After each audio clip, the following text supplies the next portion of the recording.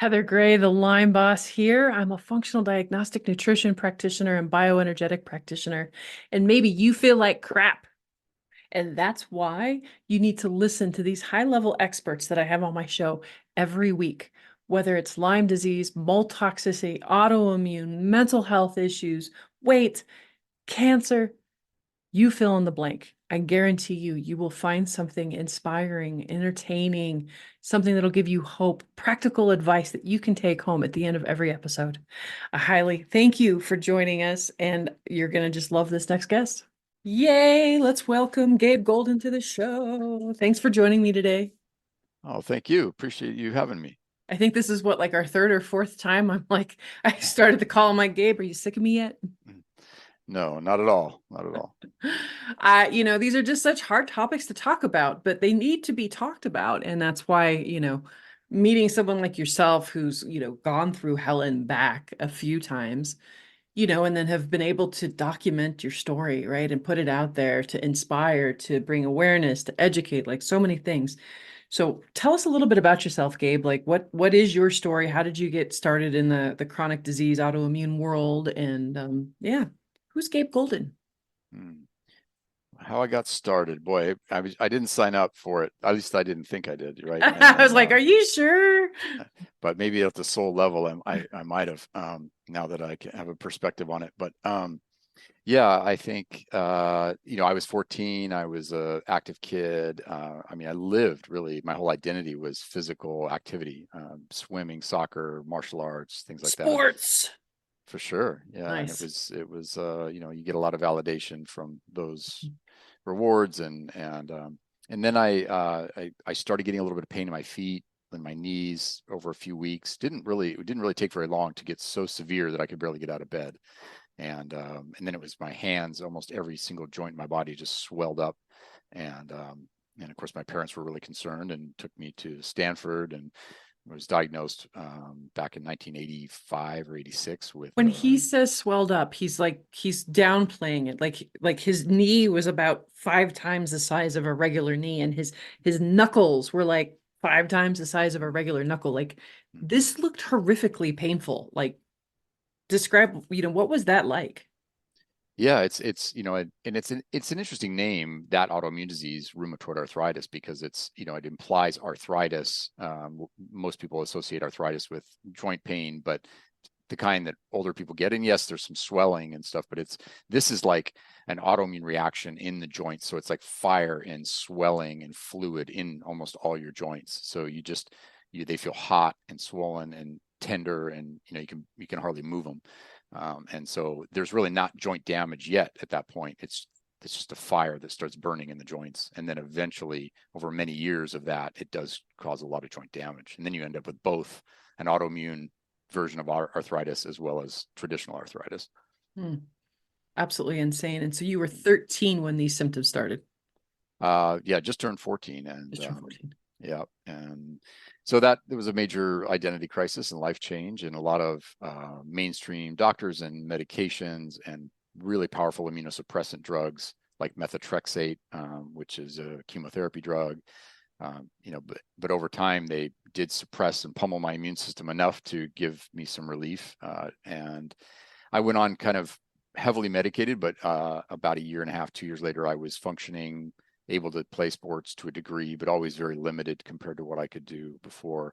And was getting regular blood tests almost every single week before I would go get my injection to make sure that my liver was okay, my kidneys were okay, That the and medicine wasn't killing you. right, right. What those tests detect essentially is that you're not dying right away, but they don't really tell you that you are putting a lot of mileage on your organs by taking this medication, and you're just pummeling your immune system constantly, and certainly not treating the underlying cause. But so it took a lot of years of that. I steps forward and steps back, different medications. They would stop working. You get on a different one, a different immunosuppressive drug, and then into my early 20s. I mean, I'd always been really interested in health and nutrition, and that all resonated with me. So I was already interested enough, but I started doing a lot of research on what could be the alternative ways of approaching this, and dug up a ton of research, and from herbs and diet and antibiotic therapies, or, is this an infection? Is it leaky gut? And brought all that into my doctor at a time when I was actually experiencing a lot of side effects of the medications. And I was about 25, 26 years old. And I just figured he would be interested. I figured, he look at these things the way I did and say, wow, I'm really curious. What else is this? And he didn't want anything to do with it. It was quackery to him. All we need to do is get you on more medications. And I just, everything about that felt wrong. And so I hobbled out of the Kaiser Hospital and was determined not to return, and set me on another path, it's been a long road, but it was the good choice.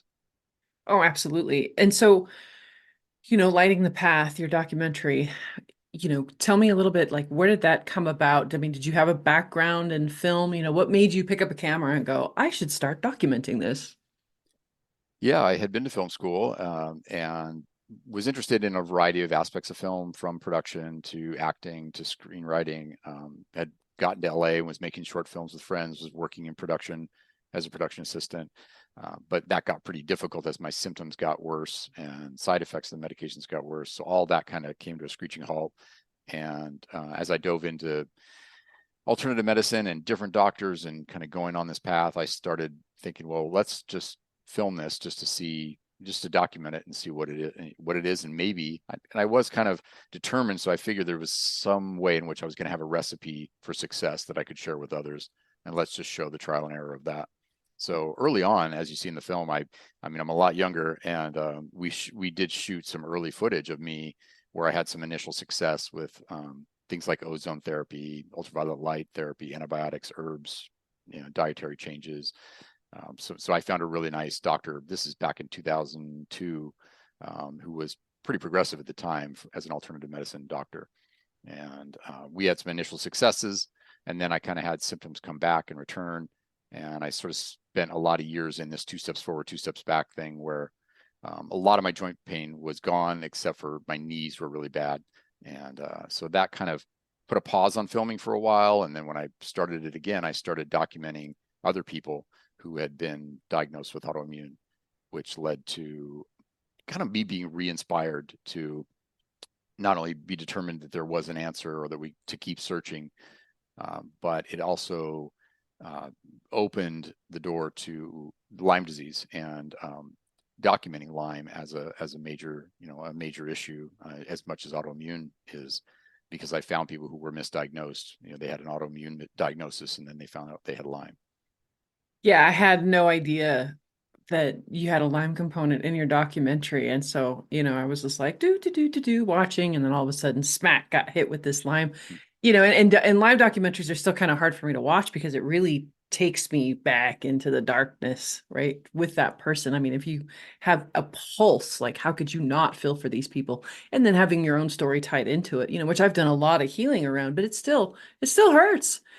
So it was, out of nowhere, I'm ugly crying on the couch for like 30 minutes straight. I was like, damn you, Gabe. No. But no, it was awesome. But I wanted to go back to the dance that you had talked about and that you showed in the documentary. I'm always curious as to, why do you think that was? Why do you think you had some initial success and then to only go, backslide for a little bit? Like, tell us a little bit more about that. Yeah, that's really the question. It's like, why, you do all these steps and then you have all this progress and then you can slide backwards again. And I think there's, it's a complex, broad answer, because healing is a broad experience and a unique journey for all of us, but it was also something that happened with all of us in the film. We all get success. You change diet, detox, do different things, and all of a sudden you have an improvement in symptoms, but then over time things kind of creep back up on you. And so from there, it's like, where what aren't we addressing? And I think for us, we all learned that the balancing the nervous system and treating the nervous system with treating emotions and trauma and ultimately your current stresses in your life is by far the most important thing that you can do. I mean, you got to sleep, you got to eat right, you got to do all your foundational basics, but without that, there's something in the nervous system that you're carrying, whether that's from your past or from your present, and your body is just in this fight or flight state. And even if it's not fully activated, it's just enough. I think that it compromises the ability for yourself to really heal. And so you can be doing all these modalities and all these supplements and things, but if your body isn't going, well, I'm in a rest and digest space and I can utilize all these resources and let's do some healing, then it's just not going to happen. So I think that's where a lot of us, get a little bit better. Then what do? We dive back into life and stress and work, and we want to accomplish things and get out in the world. And then, the body says, whoa, whoa, whoa, I'm not done yet. What are you doing?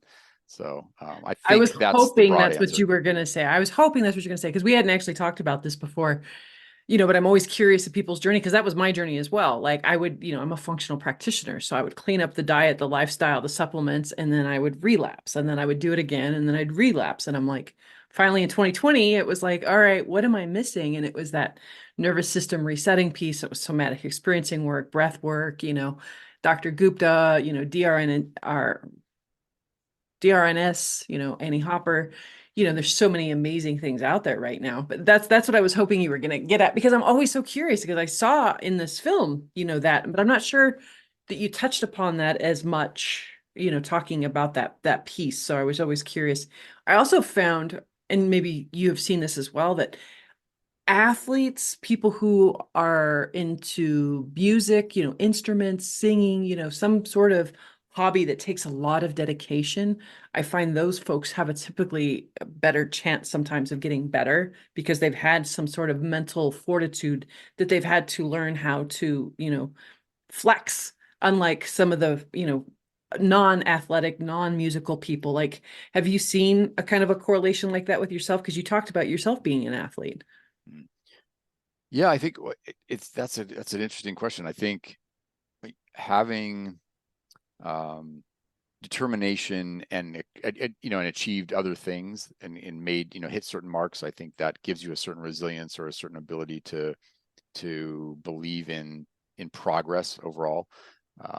This this kind of challenge is it's a day-to-day thing that can really, you have to have, I think, a faith in the ability to heal, but also not be so attached to it as that's all you do. Because then, if all you're doing is 10 things every day to heal, and if you feel like you missed one and that you failed, then you're telling your body that you're not there yet. And so there's this kind of this dance of, how do I enjoy my life? How can I really be present and enjoy what I've got that I can work with now, even if I'm in pain or if I'm not all the way better, still making progress, learning new things about what might help, and not being so attached to getting on Dr. Google every day and just like obsessed with, well, what is the answer? And because I think you can get in your own way really easily, and some of us, more than others, who are really dedicated and believe in it and try. And I think that's something that I saw in the film as well with myself and other people. We get so determined, and then we also make the healing journey stressful. And so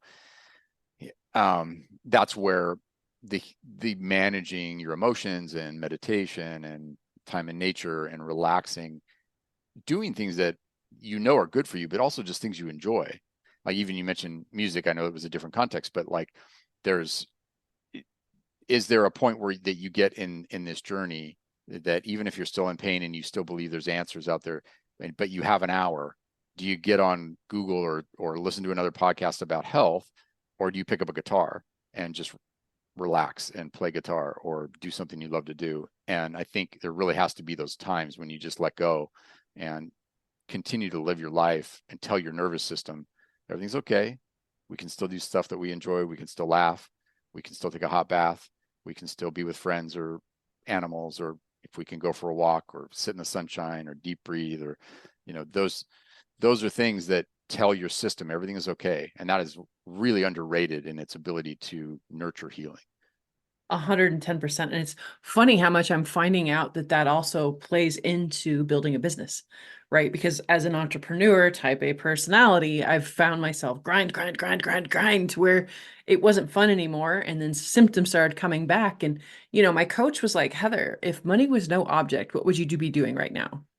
and I was like, well, I wouldn't be working on this spreadsheet. That's for damn sure. I'd be going for a walk out in the sunshine, or I'd be cranking up the music and dancing around the living room like an idiot, Mm. blowing off some steam. And so finding that balance, right? Whether it's healing or building a business or whatever it is, like we didn't come to this earth to just grind and be miserable. Like, no, you're doing it wrong. Right. Yeah. Yeah. I think Um, Go what's ahead. the saying? Someone said, it's kind of crass, but that life is not a shit eating contest. Oh my God, I would have won that. And I would. And I'm like, eat your shit sandwich and smile, Mhm. and it's hard to, And then I would get this like martyr, like it was such a horrible pattern that I had gotten into. But thank God I just don't anymore. I just recently turned 46, and I vowed I am not going to go into the next 40 years carrying the same stress, the same anxiety, the same worry that I've carried almost all my life, and it's gotten me nowhere. If worrying about your problems, worrying about your health, right? Worrying about money worked by now, it would have worked by now, right? Yeah. Yeah. And I think this leads to, and it's even a bigger conversation, but I think that's where doing those things that you love to do, that nurture you, that help heal you, can kind of be things you enjoy, but there can be an open door to a spiritual journey, a more spiritual relationship with yourself, your true nature, the divine, whatever. But that component is a huge piece for healing, I think. Absolutely. So tell us, what are some of your favorite hobbies, Gabe? I love being outside. I love nature. I live near the ocean. I love walking on the beach. I love meditation. I think just being with friends is in community is a huge piece, whether that's really close friends and family that you have an opportunity to just dine with as often as possible or connect with, or just this community, like what you've built, or the people that I've encountered in my journey that I've kept in touch with. And sometimes whether you meet in person or online, having that connection and nurturing each other and encouraging each other is just huge. And for so many years, I was isolated. I didn't want to advertise that I had my condition. I didn't want to be seen as different, or really make a thing out of it. And as soon as I did, there were so many people that were immediately like, oh, I have that too, or I know someone who's got that, or you should talk to so and so. And then as soon as you connect, you realize, wow, we're all in this together. We need to support each other. And that's something I really like. Oh, absolutely. I was shocked that the eclipse happened this week. There's a lot of energy. I'm always very sensitive to the stuff that's kind of going on, and as a entrepreneur, I was running up against some things, and I, posted it in Facebook, and it was amazing. I had like 65 other entrepreneurs going, oh my God, I've experienced the same thing. And oh my gosh, don't give up, keep it up, and it was just beautiful, because so many people often will, talk bad about social media, but I think used correctly, it can be this beautiful space of community, especially folks who feel isolated, who can't get out because of, chronic illness, or they're a solopreneur that works from home, and Mhm. uh, I just think it's beautiful. And connection is, I mean, they're starting to show all the research about lack of community being one of the number one causes for, addiction, and, all these things. Like, we are social creatures, and somehow along the line, we have forgotten that. For sure. Yeah. It's a huge piece, and in person, if you can, as much Right. as you can, but online I mean, at least we have that option now. Absolutely. Hey, let's take a quick break. Don't go anywhere. We'll be right back. And we'll dive deeper into lighting the path. We'll talk about more of the Lyme connection, and yeah, some more fun stuff. So don't go anywhere. We'll be right back. Hey there. I used to not be able to drink coffee. I always reacted to it horribly. It hurt my stomach. It made me over jittery and would inflame me and cause histamine issues.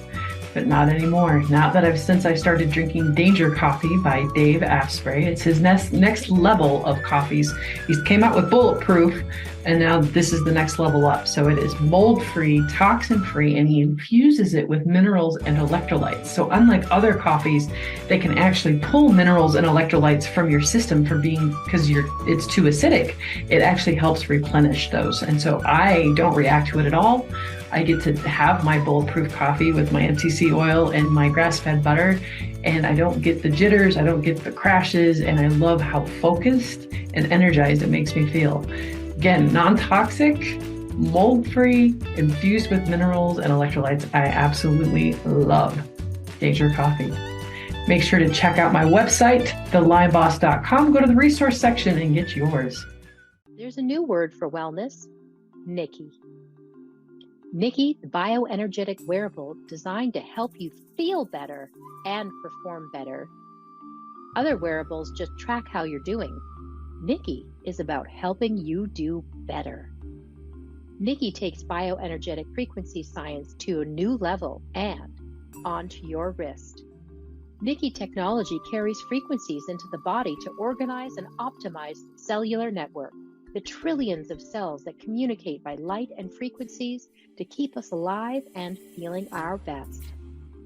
Physical and mental trauma can upset cellular communication, and Nikki is designed to help restore it. Touch the Nikki screen to choose the frequency you want for what you want to do and how you want to feel. Low energy? Touch energy for a boost. Stressed out? Stress and anxiety is to calm you down. Aches and pains? Choose Nikki Pain.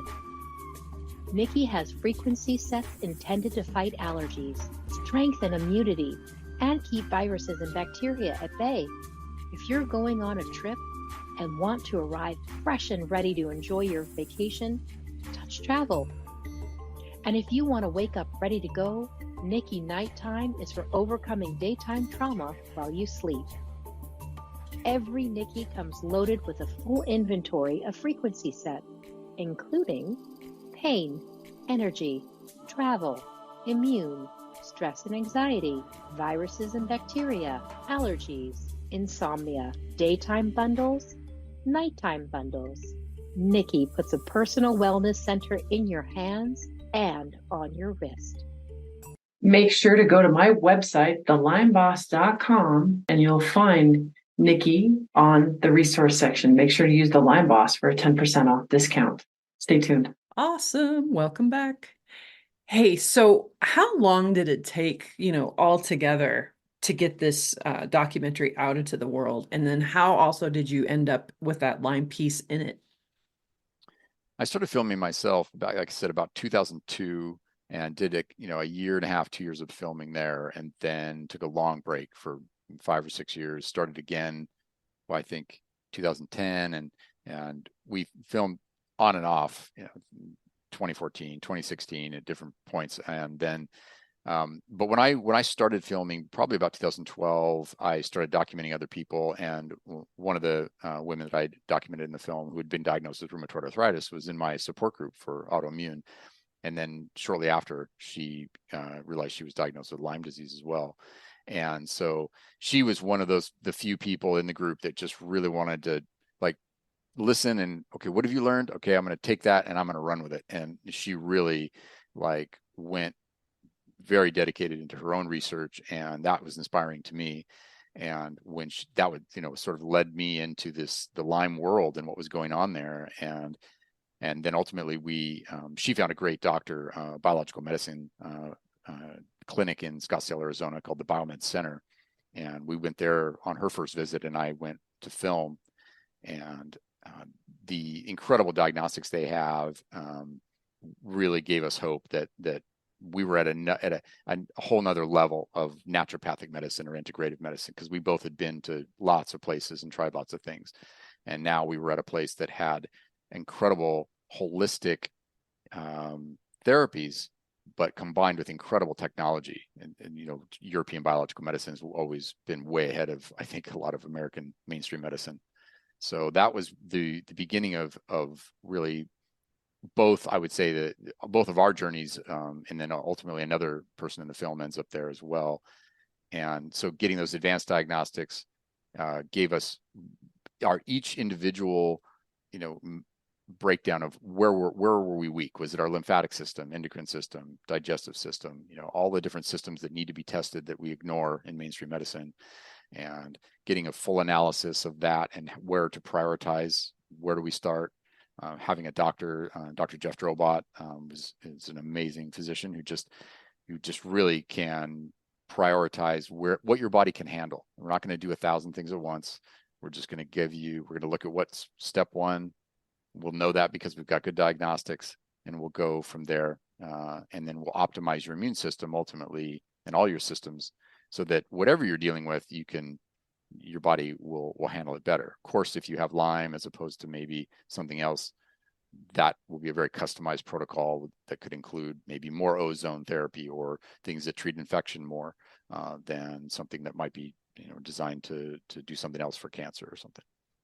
So you mentioned German biological medicine. Can you explain a little bit more about what that is? Yeah, I mean, they refer to it often as European biological medicine, which just has been one of the early clinics is in Switzerland and called the Paracelsus Clinic. And in fact, one of the women in the film goes to the Paracelsus Clinic first and then comes home with a really aggressive protocol where they do they do hyperthermia therapy. They do all these advanced diagnostics looking at your lymphatic and of course looking at all your blood work, hormones, things like that. But they use a lot of homeopathic remedies, and a lot of those can be IV therapies, and they give you a whole home protocol. Hard to do though when your doctor's in Europe and you're in the United States and you're trying to facilitate all this. And you see in the film, this is Lainey in the film, and her husband Grant is trying to give her an IV, and they're trying to continue this protocol. So it presents challenges for sure. So it was great when she found the doctor here in Arizona that offered that same thing and was able to sort of do it not just here in the States, but also simplify the process a little bit. Well, that's incredible. So you had talked a little bit about diet in the beginning. I'm just always curious as to what did you find out about diet and what has worked for you? As a functional diagnostic nutrition practitioner, food is really my jam. And I find that there's so much misinformation out there. And it's sad how, humans are like the only mammals that have to be, retaught on what is healthy for us to eat. Like you don't see a cow walking around in the pasture confused on what to eat. So, it's still just fascinating. And also the fact that people they don't correlate, right? They can't see that. I was talking to a girl yesterday. She's like, my husband used to drink 2 gallons of milk a day and then spend, an hour on the toilet every day and his joints hurt. And it took him 15 years to correlate that and put that together. So I'm always fascinated what a person's diet journey looks like. So, what does your diet look like these days? I predominantly paleo, I suppose, is the best way, but all of these approaches have their strengths and their weaknesses. When I first dove into alternative medicine, and back in 2002, and I wanted to detox and cleanse, and I was also really concerned about the factory farms and all, the quality of the meat, and so I went vegan. And my doctor at the time had done a metabolic typing test on me and actually determined that I needed to have a fair amount of animal protein. Were you a fast oxidizer? Yeah. And so I was like, well, okay, I'll do this version of his diet, but I'm going to do it vegan, and within 3 months, I'm already a pretty lean guy. I lost another 30 pounds of muscle and I was just wasting away. I went and saw it. I was so determined, I was determined. I thought, well, maybe this is all part of the cleansing. And he said, what are you doing? He said, your body needs amino acids that come from animal proteins predominantly. He said, doesn't mean you don't need to eat vegetables, and you do, but he said, your body's designed to build itself from animal protein, and you're going to need to eat animal protein. He said, how do you feel, as far as energy and libido? And I said, I felt terrible. He said, well, let's test your testosterone. I'll bet that your testosterone's, in the dirt. Yeah. And sure enough, it was like I was 90, and I mean, he said, you can't go on like this. And so that is missing a lot in the conversation when you hear a lot of people promoting vegan diets and I get it. Even he said sometimes vegan diets work really well for certain people with certain makeups. They do great. They thrive.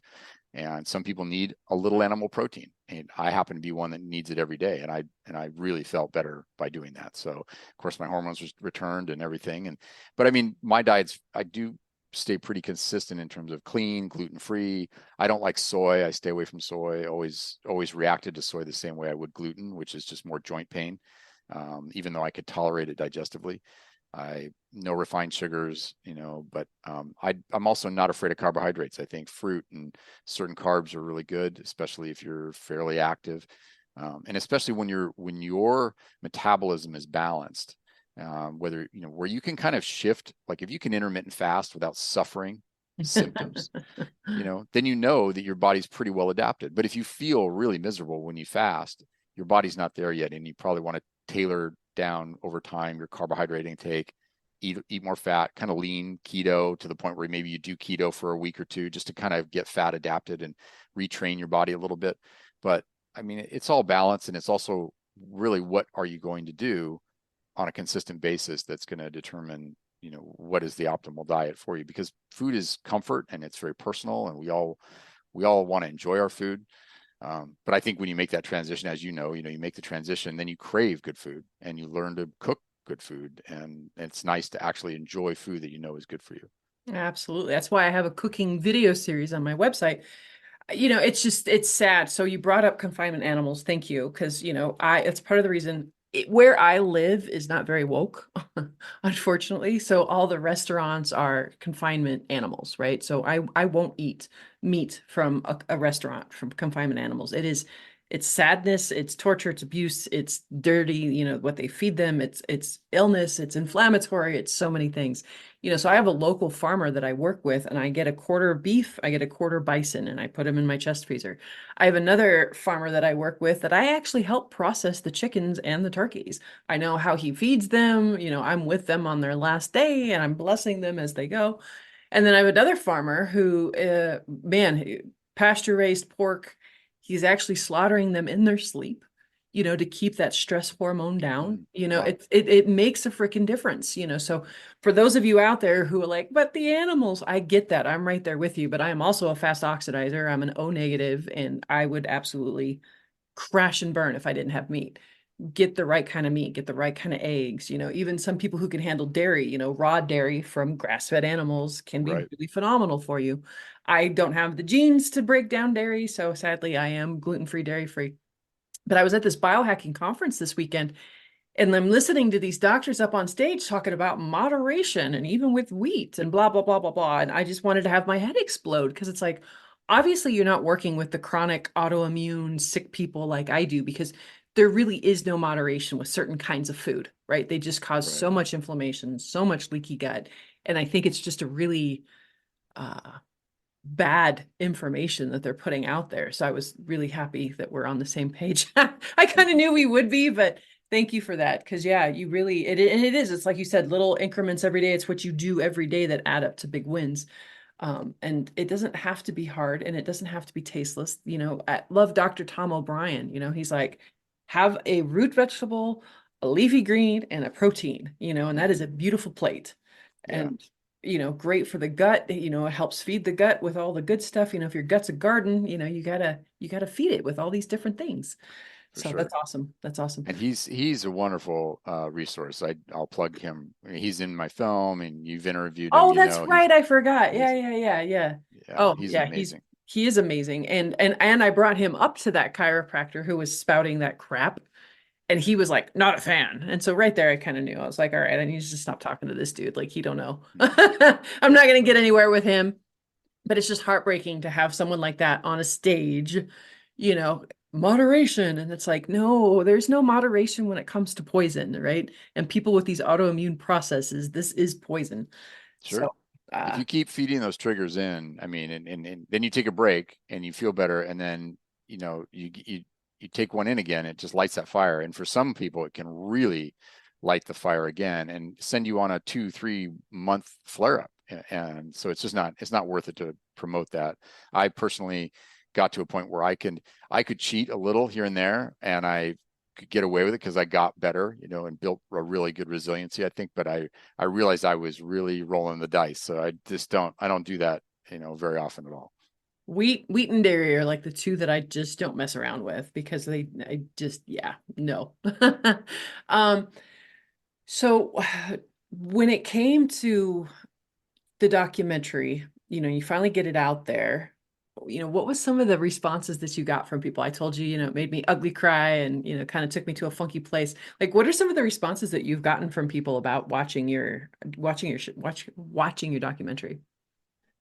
It feels so good when people reach out and write me a note and just say that they connected with the authenticity of it, because it shows the trial and error. This is not just a real clean, easy recipe for success. Here's what you do: take some acupuncture and change your diet and you'll be great. I mean, healing's a very unique journey. We're very complex beings, and that's part of what I think all of us learn on any healing journey is all the layers of who we are, and how this journey informs like who we are, and forces you to look at why we might be sick, but also like, are we living an optimal life? And so people write and they just connect to, I think, to that aspect of it. They feel that they're not alone. And they also hopefully get a lot of really good information, because I tried to sprinkle in, the key, most important lessons that we learned along the way within the stories of the film. And so as you see us kind of go through the trial and error and try this and try that, and that failed, and this kind of worked, and that sort of worked more better, and hey, add those things together, and it all kind of coalesced into some nice endings to the film, which was good. But a lot of people also connect with the idea that the spiritual journey or the inner journey is a huge piece as well. And I think even though that's one whole nother layer to explore if you're on the healing journey, I think it resonates with people and really is kind of trending now, because people connect to that and go, oh yeah, maybe it isn't all just diet. And yes, there's diet and environmental toxins, and these are all really relevant. But if so many people have done that and gotten results, but not gotten all the way there, or and then it's like, what is this missing piece? So that whole realm of emotional work, and as you see in the film, I worked with some really wonderful somatic practitioners and somatic experiencing, and interviewed Peter Levine and other other great therapists who I really think are helping us to sort of unravel the barriers that we have between us and whatever we're still holding on to from childhood, or current stresses that we're not dealing with. And that seems to be a big piece that people connect with as well.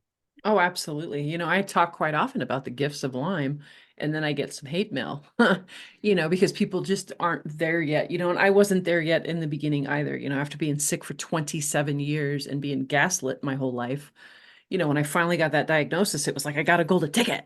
And I kind of worn that by a cloak of honor. And it wasn't until I took that cloak off and I stopped identifying with my disease, right? And then started looking at it in a different point.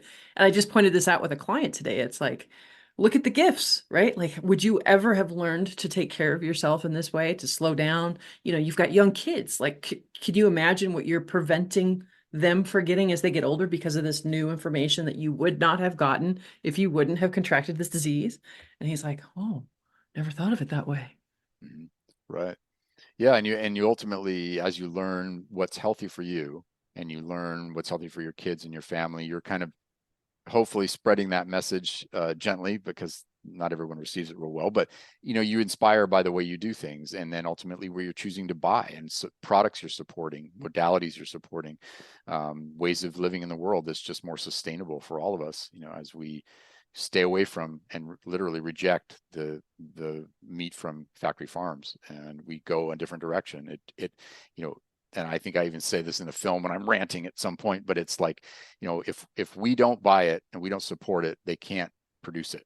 They can try, but they're going to, ultimately they have to. We do have control, and we have a lot more power than we realize. And you just have to really act on that, and that knowledge of healing and optimization and health is a great place to start. Can I get an amen? That's awesome. Absolutely. Some people think I'm crazy because I go to the farmer's market and I'm dealing here, and then I go here and I go here. And, my grocery trip is a lot different than most people's. And I wouldn't do it any other way, because I am now living a life where I am traveling and teaching and speaking and, have the energy, have the bandwidth, have the brain, to do all these things, to be with my friends. I'm taking a stand-up comedy class, and next week we have our showcase. Like, never in a million years. And that's why I do it, is because I'm trying to change the world with my dollar, right? I'm trying to take it out of the hands of the torture and the abuse of the animals and put it in the hands of the farmers who are doing things right. It's a little bit more work. Sometimes it's a little bit more money, but I think at the end of the day, it's 110 times worth it. Oh, for So sure. And you have that gives you an amazing connection to your food, and you realize where it's coming from, and you're supporting those farmers and food producers. So that's fantastic. And you're working on making the world laugh. So, I mean, what's better than that? absolutely. So we're about ready to wrap up here. Got any final thoughts or burning nuggets that you're like, I need the world to know this? I think a huge piece of the healing journey is kind of tapping into your true nature in whatever way you can. And a lot of us do that through spiritual work or mentors, meditation. What I've learned is that I think a big piece was missing was just this self-love component and acceptance of the self, acknowledging that, your challenges that you're facing, you take responsibility, but don't blame yourself for what you're going through. When you have pain, when you're dealing with severe pain, whatever that cause is, it's easy to judge your body and feel separate from your body and feel like, why is my body rejecting me or doing this to me?